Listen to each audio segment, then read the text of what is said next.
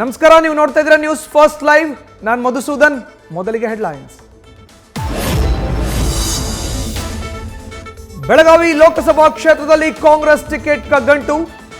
ಸತೀಶ್ ಜಾರಕಿಹೊಳಿ ಮತ್ತು ಲಕ್ಷ್ಮೀ ಹೆಬ್ಬಾಳ್ಕರ್ ನಡುವೆ fight. ಪುತ್ರನಿಗೆ ticket ಕೊಡಿಸಲು ಸಚಿವೆ ಪಟ್ಟು, ಆಪ್ತನಿಗಾಗಿ ಸಚಿವರ ಸರ್ಕಸ್.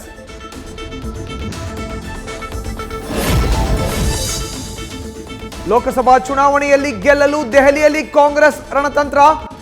ಪಕ್ಷ ಸಂಘಟನೆ ವಿಚಾರವಾಗಿ ಸಭೆಯಲ್ಲಿ ಚರ್ಚೆ.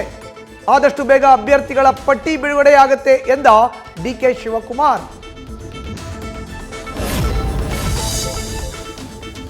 ಅನಂತ್ ಕುಮಾರ್ ಹೆಗಡೆ ಒಬ್ಬ ದೊಡ್ಡ ಹುಚ್ಚ. ಎಲೆಕ್ಷನ್ ಬರುವವರೆಗೂ ಮಲ್ಕೊಂಡಿರ್ತಾನೆ, ಆಮೇಲೆ ಎದ್ದು ಬರ್ತಾನೆ. ಬಿಜೆಪಿ ಸಂಸದನ ವಿರುದ್ಧ ಸಚಿವ ಮಧು ಬಂಗಾರಪ್ಪ ವಾಗ್ಯುದ್ಧ.